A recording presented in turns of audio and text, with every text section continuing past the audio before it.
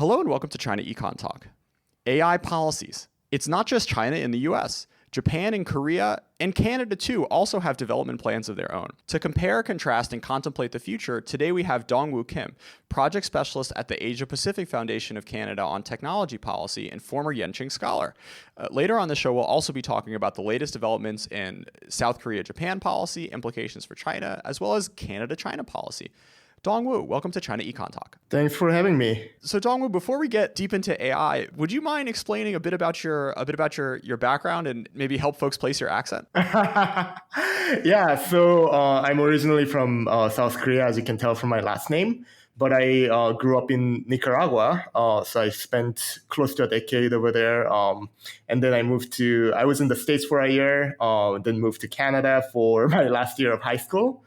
I ended up doing my undergrad and master's in Canada, did a year in China, and came back to Canada. So as of now, I've become a naturalized Canadian citizen. Canada is home for me. Yeah, and I work on Canada-Asia policy research. I'm a little offended you didn't pick the U.S., but understandable. Canada's a beautiful place. Oh, it's pretty great. Where did the China interest fit into all of this? So actually, like back in undergrad, I tried to stay away from any like Asia-related courses because I didn't want to get pegged as the Asian guy doing research on Asia. But when I started my graduate studies at University of British Columbia, I took a course on global China. So like the implications of rise of China and what that means for Canada and the rest of the world. And, I got hooked and there was an opportunity to go to China through the Yenching program. Luckily, I got in. And as I spent more time in China, I became more interested in it.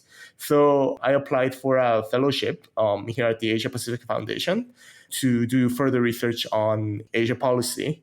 And that's what I've been doing so far. So it kind of happened without intending. So now's a good time, I think, to talk a little bit about what you guys are doing at the Asia Pacific Foundation, as well as the key research topics in Canada-Asia, Canada-China relations. The Asia Pacific Foundation was established back in 1984 at a time when China was opening up, and then there was an urgency to understand Japan, which was an economic powerhouse.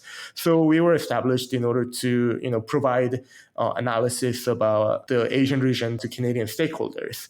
We just went through a strategic realignment, but the kind of research that we do, we have a research portfolio on trade, investment, and innovation. So we have an investment monitor that analyzes the inflow and outflow of investment from Asia into Canada and vice versa. And we also have a portfolio that looks at Asia competence. So that is knowledge of Asia or training in Asia for young Canadians. And also we do research on sustainability. So one of the projects that our team launched was the EcoCity tracker for China, in which environmental data at the city level was analyzed. And that data is supposed to help Canadian clean tech companies find opportunities in China. So we do a bunch of different things in order to serve as a catalyst for engagement with Asia, like a bridge to Asia for Canadians. Sounds really cool. I have far too many people based in DC on this show, so great to come at these questions from a different perspective. So AI policy. Why are all the young people who are sort of interested in China researching this thing? Do you think we are at peak AI policy? What do you think? What's your answer to that? I was wondering. I don't know. I mean, I think what happens is, it's fun doing things where there aren't people who are 50 years old who can credibly claim to be more authoritative than you. So it's fun to have a potentially new place to carve out. But on the other hand, I think there are lots of other things which are actually more important than AI policy going on today and in the future of U.S.-China relations, but are just sort of like less sexy and aren't creating billion-dollar companies and on the front pages of Wired or whatever. But am I missing something? Should this actually be number one on everyone's research agenda? I mean, there is a research topic for everyone. I feel like this is certainly an issue that we should pay a lot of attention and provide a better understanding to the public. Because when we talk about artificial intelligence, as you might know, there's a lot of misconception about it. Like people imagine a killer robot, they talk about Terminator. I mean, like if you go to a conference, you're bound to see a Terminator reference at some point. Mm-hmm. But, that's like strictly speaking, that's like not what we're talking about. We're talking about, algorithms and big data that's allowing us to, make better decisions and automate certain things. But people have such a misunderstanding about this. And then also, like, the way in which we're using artificial intelligence now, it's kind of subtle, right? It's used by Google, it's used by Facebook, and it's being used in a way that we're not, like, if you don't have the tech literacy, you're not always going to be aware of it. So I think there's a potential that if we don't do this public outreach program, educate people about what AI really is and why this matters, then we might get to a situation where people don't really have a clear conception of what this AI thing is, when it'll be affecting so many aspects of their lives. Yeah, I mean that's the argument I think holds the most water, and it's the one that the OpenAI folks make. Basically, that we're at very early stages, and like if bad laws get put in place now, then ramifications will be going on for a while now. But like the status quo has already been set, and stuff like military relations or or third country policy or development policy, other potential areas of research aren't quite as wide open and rife with places to contribute without necessarily having done PhDs in the topic. So with that, let's jump in. So let's start with China. So July 2017, the State Council releases a plan. Dongwoo, what's in it? It's the plan that gets cited all the time, right? We're talking about the next generation AI development plan. So this is I think it was Matt Sheehan who described it as a big blueprint of things that the government wants to do. They're basically saying these are the things that we want to achieve as a nation when it comes to AI, and here are the things that we have to address. So it talks about talent acquisition, it talks about funding allocation. It also talks about the need to come up with a safety framework for AI, and also the need for China to come up to standardize this form of technology, and talks about the ethical and social implications of the technology. So it's a big document with a lot of things in it. So next, the Ministry of Industry and Information Technology releases their own more operational level report. And what's in that document? So that talks about if the next generation AI plan was a big blueprint, then this one is a more customized, more specific list of demands. It outlines guidelines for the industry, government, and other stakeholders, but within the time span of 2018 and 2020. So, it highlights the importance of supporting research and entrepreneurship, and then establishing a foundation for AI-led industry. So what strikes out to you about the way that the Chinese government is going about forming AI policy?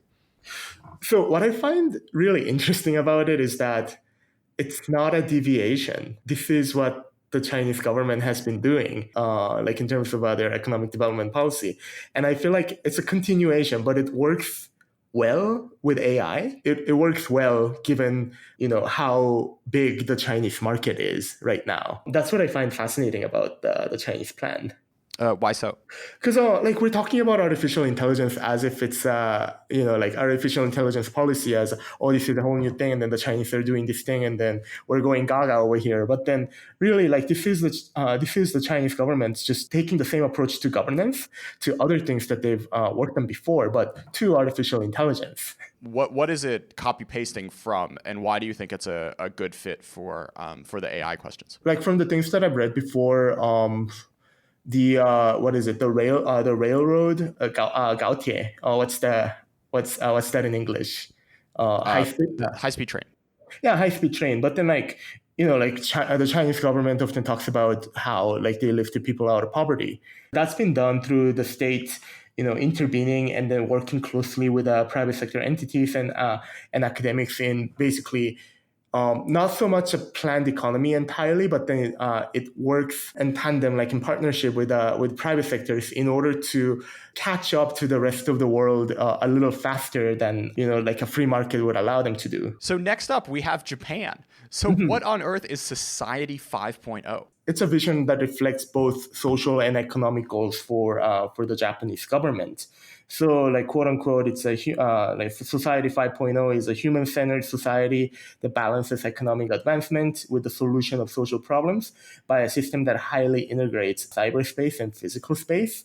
So basically, what they're saying is that the Japanese government they are interested in utilizing artificial intelligence and other forms of emerging technologies in order to not just tackle economic stagnation, which has been the goal that the Abenomics was trying to address, but also to address social issues such as aging population. Like that's one of the big things that gets brought up when Japanese AI policy is talked about. Was Society 1.0 like Tokugawa Ieyasu? I mean, I don't know how we get all the way to 5. This is what's really puzzling me. Yeah, so, Society 1.0 was, I believe that it was either farming or hunter-gatherer. And then Society 3.0 was the Industrial Revolution, so the first Industrial Revolution. 4.0 is the Information Society one. And then 5.0 is the one where, like if 4.0 is where people have to work directly with data to make things happen, then 5.0 is where we have artificial intelligence in order to automate that process of fetching data and making things happen. Like, if only we'll be able to live to see Society 7.0. So Dongwoo, what is the Japanese government doing to push AI forward in Society 5.0? There are many things to be talked about the Japanese government, because I think they're doing interesting things like domestically and also abroad. But domestically, what they did was, first of all, they created the Strategic Council for AI Technology. So one challenge with artificial intelligence and policy is that it's not a technology that gets siloed in one space. It's not a thing that you can contain, or it's not like building a rocket engine. Yeah, it's not like a moonshot or something. No, it's not. And then it gets applied to different sectors of society, right? We're talking about AI plus agriculture, AI plus health. So like for government, if it wants to deal with, to engage with AI, to govern AI, then it has to be done from many different ministries. The Japanese government, by creating the Strategic Council, it created a control tower where like policies as it relates to artificial intelligence, they would be able to coordinate and work a little more effectively. And I think that means a lot, considering that within many governments, bureaucrats don't necessarily understand the technology. And having a centralized agency or a centralized entity that deals with the technology will allow them to gain competence and be able to be more proficient. Sure. So what else is going on in Japan with respect to AI? Yeah. So the Strategic Council came up with, developed the artificial intelligence technology strategy in 2017. So they basically created a roadmap for creating the foundation for an AI-based industry. So for Japan, like they talk about addressing social issues and economic issues, but one big target is to upgrade its manufacturing sector, because Japan is competitive in the sector, but they want to ensure that they maintain this competitiveness, especially by combining AI plus their excellence in robotics to like maintain that edge as a strong manufacturer. Like the strategy that they came up with basically assigned national laboratories, and each ministry would be working with the laboratory and also private sector entities, say Toyota or Mitsubishi, in order to develop and test out these technologies and also coordinate policy along the way. Seems like there are some commonalities between what Japan and China are up to. Yeah. And what about from a talent perspective? From a talent perspective, okay, so that's the other interesting thing, because both of the two countries, like when you read their strategy documents, they emphasize that they do not have enough talent. And this is the case for most of the countries at this point in time, I think. But they really, really emphasize that they don't have talents to work with AI at many levels, and also that they lack world-leading researchers. And this is, like China and Japan, they're in different situations now, but both of their strategies emphasize the need to invest in training people who would be able to work with this technology, which will, like according to their plan, will be a key part of their economy. I showed up in China in June 2017, not knowing much more than ni hao. 2 months later, I was HSK 3.5, confidently having hour-long conversations and traveling alone in rural Yunnan. By the time I started my graduate program that fall, I wasn't the foreigner who forced Chinese groups to switch into English. In my program, there were plenty of students who came to China with no Mandarin background, but none of them got to near the Chinese level I did, largely because they didn't have the right environment to invest in the basics. So where did I make all this critical progress? At CLI in Guilin, one of the few places that teaches Chinese right. In 4 hours of daily one-on-one sessions with engaged and flexible teachers, and in an environment that supports immersion outside the classroom. Unlike in Beijing or Shanghai, you'll be forced to use your Chinese in daily life, and won't fall into a friend group of expats. Guilin isn't your average Chinese small city either. As a tourist hub, it's developed enough to provide you with whatever creature comforts you want, from upscale gyms to chill cafes and fancy malls, all while being surrounded by gorgeous mountains and next to no pollution. CLI isn't just for Mandarin beginners, it supports all levels of learning. It's not just for students either. In fact, its median age is 28. To learn more, go to studycli.org and enter offer code ChinaEconTalk for $100 off. Support for this week's show comes from Brattle Street Educational Counseling. Stressed out about college applications? Brattle Street Educational Counseling can help. They provide guidance throughout the whole process and offer workshops for students looking to work in small groups at a rigorous pace. The workshops include hours of one-on-one attention. From college essays to standardized test prep to interviewing and applications, Brattle Street offers support for any student. Brattle Street, BRATTLE Street.com, helping you get where you want to go.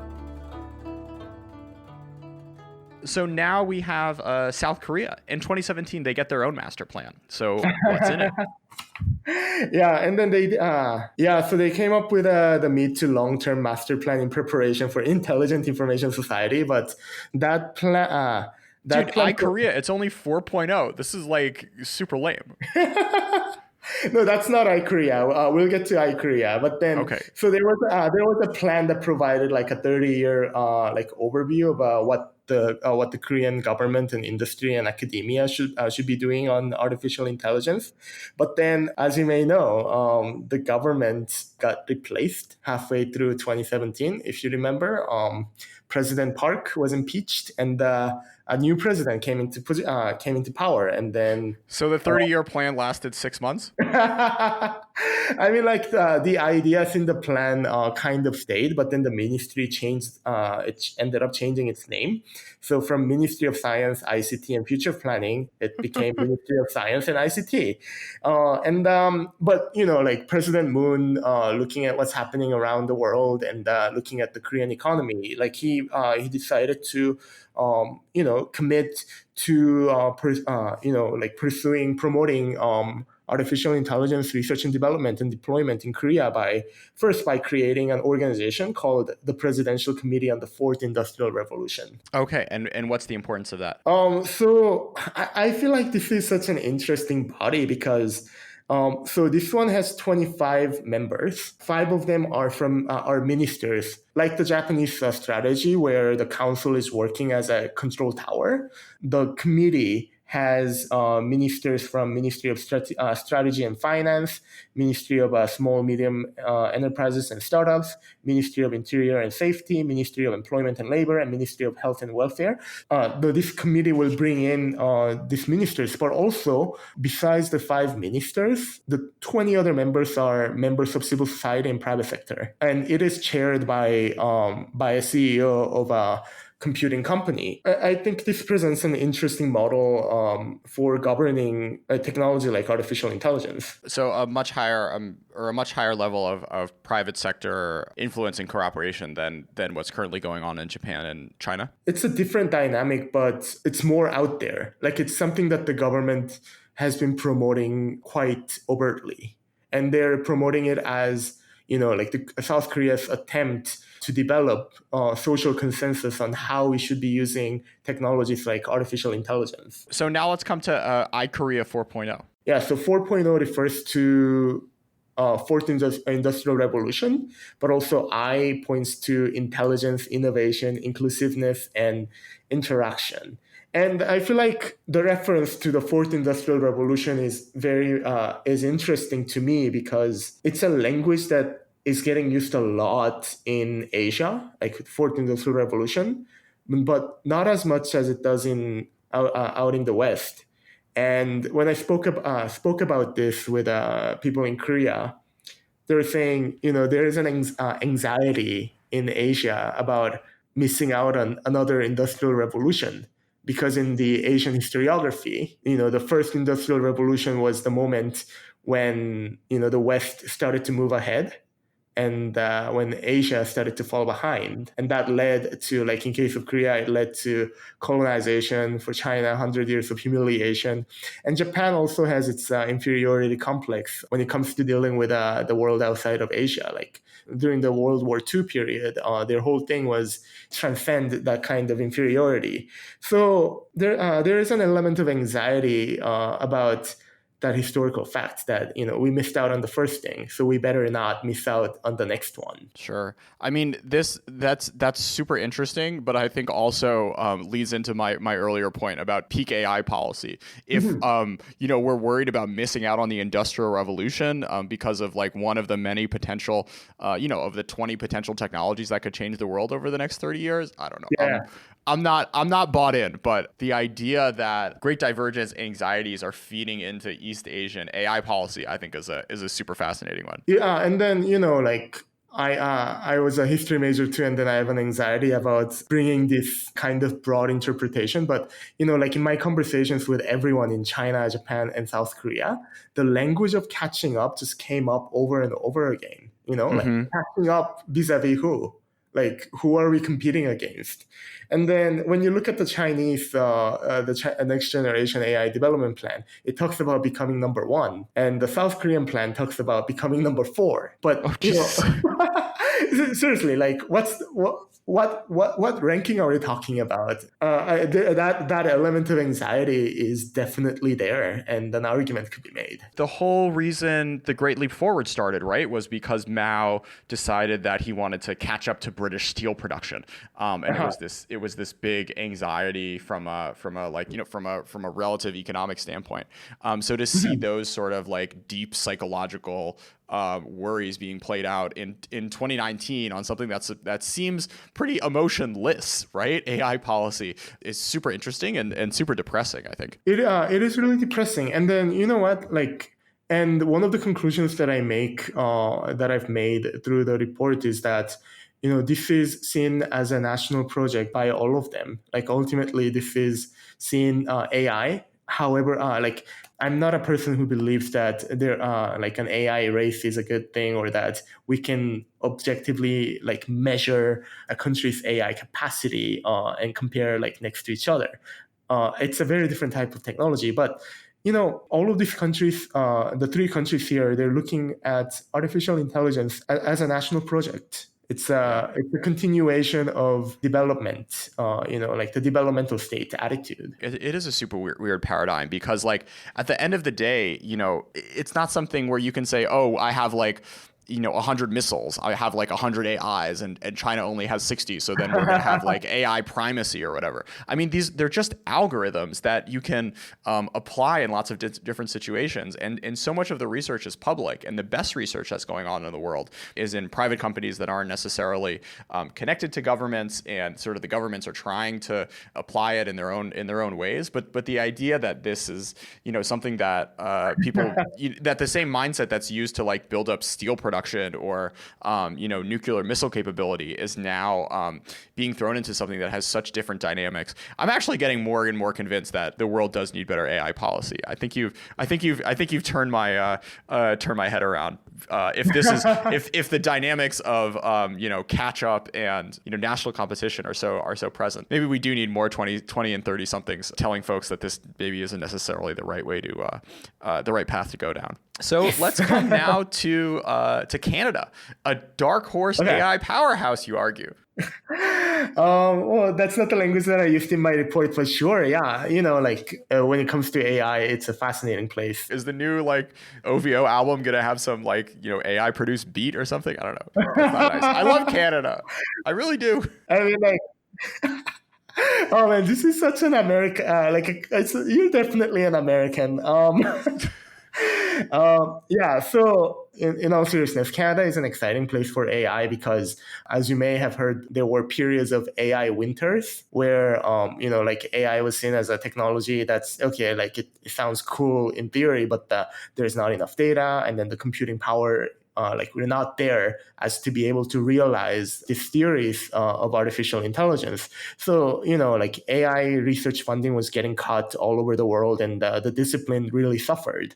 But during that time period, the Canadian government kept investing in this research. At that time, why did they believe in it, whereas other governments were more quick to pull the plug? It's not so much that the Canadian government was intent on like we're going to capitalize on like our research on AI 20 years down the road. It was not so much like that, but it's the funding model for higher education institutes. The government kept providing funding for this like research topics that seemed to be a little bit wacky throughout the winter, and that's how like people like Richard Sutton, Jeffrey Hinton, or Yoshua Bengio all ended up in Canada and stayed there.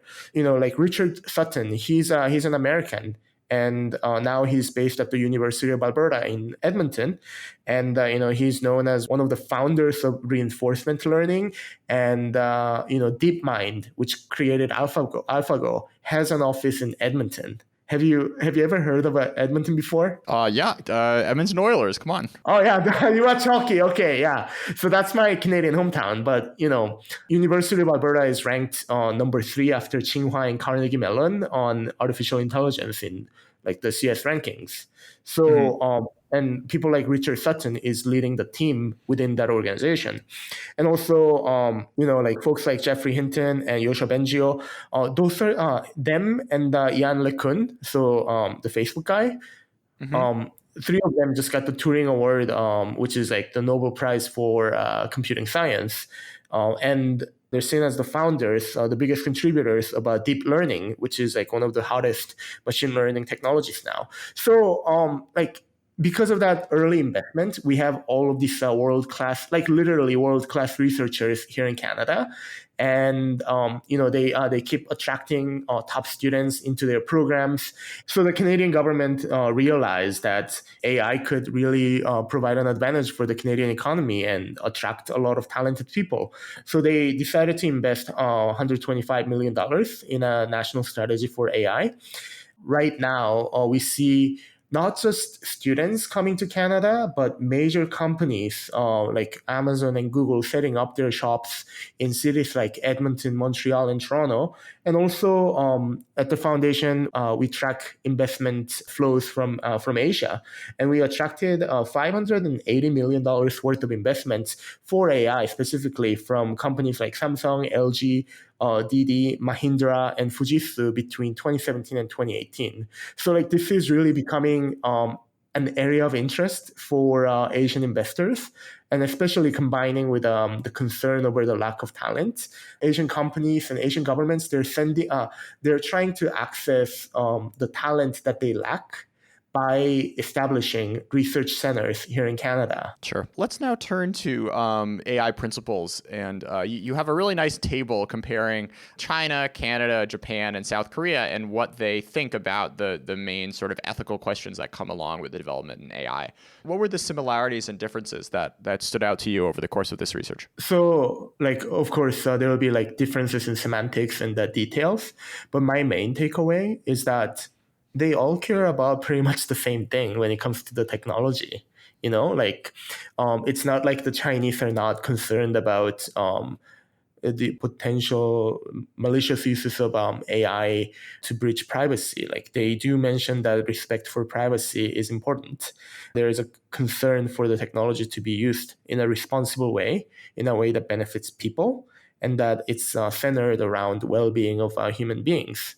So words like accountability, responsibility, they all come up. So when it comes to the technology, I would argue that all of the 4 countries, policymakers or people who are involved in this space, they understand that the potential implications of using AI maliciously, and that they all recognize that there is a need for all of us to work together in order to prevent those malicious uses. The difference is then the context in which those ethical principles come into play. So, for example, we should respect privacy. We can agree on that.